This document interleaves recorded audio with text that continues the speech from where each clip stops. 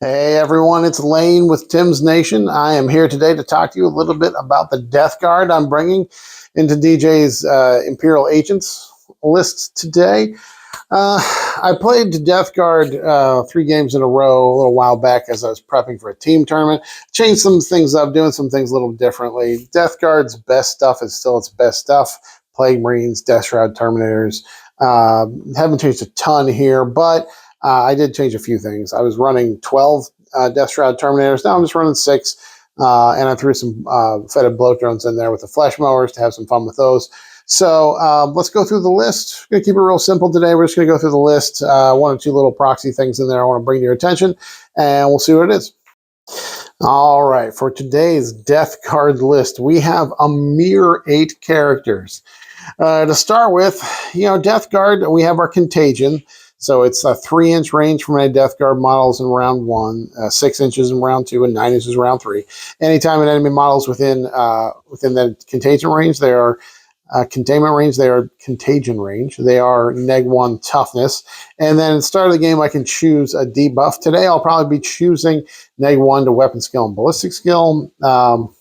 -1 to weapon skill and ballistic skill is probably what I'll be choosing today, just to make it a little more difficult for DJ to hit me, because he does have a fair amount of invulns where it won't really matter that I'm messing with his armor. So that's the plan for today.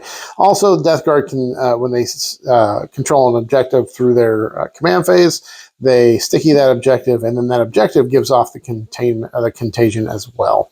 So, okay, here we go. 8 characters.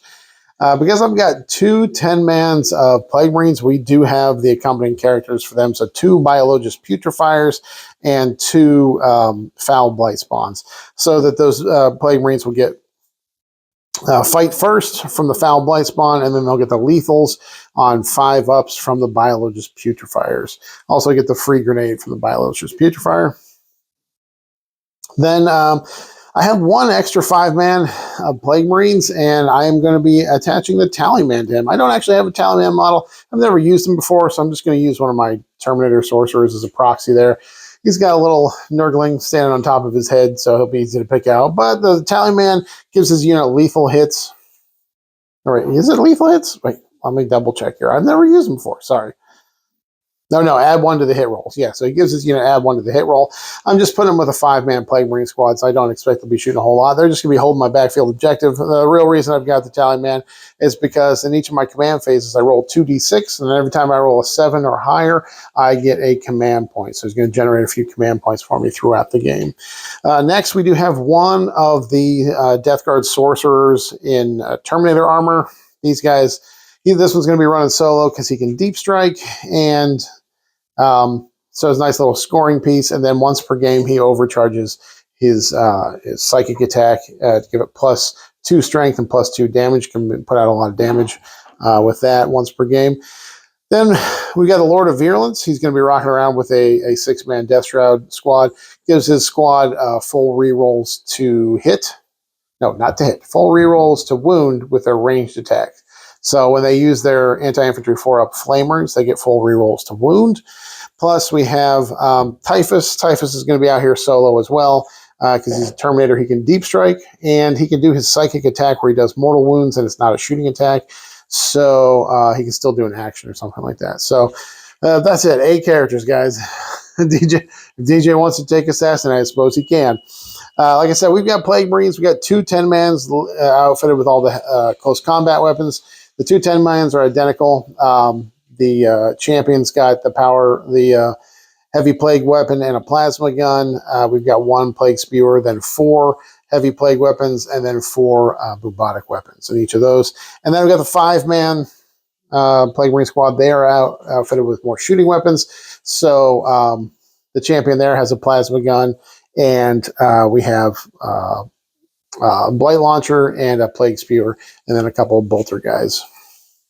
We, of course, have 2 Death Guard Rhinos. These are great for delivering those Plague Marines into danger close, getting them up close so they can do a lot of work. The Rhinos are also good for going out and putting things in Contagion.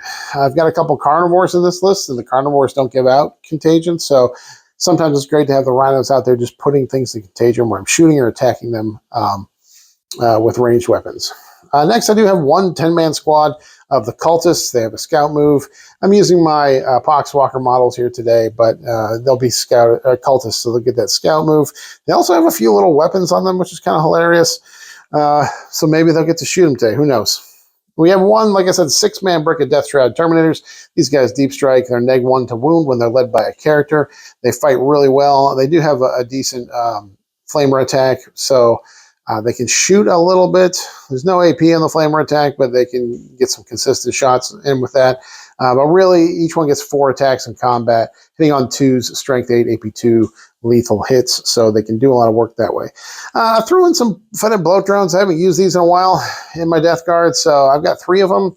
They've all got the flesh mowers. They're going to go out and mow some flesh. I love these models because they're ones I did some conversion work on. I converted them from Plague Spear ones that came in one of the standard box sets a couple editions ago.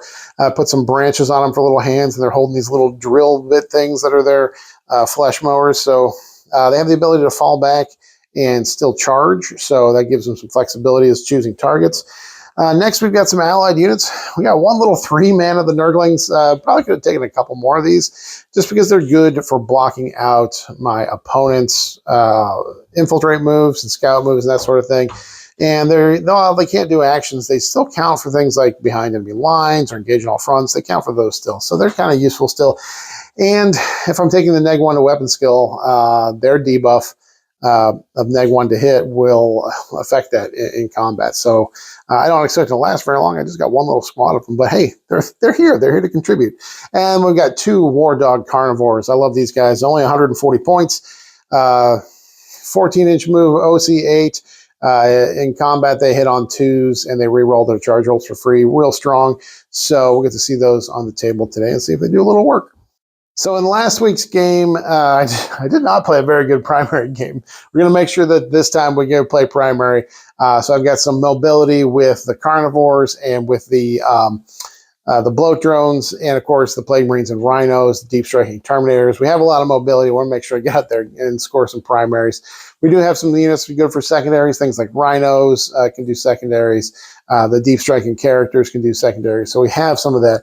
So that's really it. I'm not doing a long video today, guys. It's DeathGuard. I've played them a lot. This is a little bit different list, but we'll just see how they perform into the Imperial agents. So follow me over to the battle report and see how they do.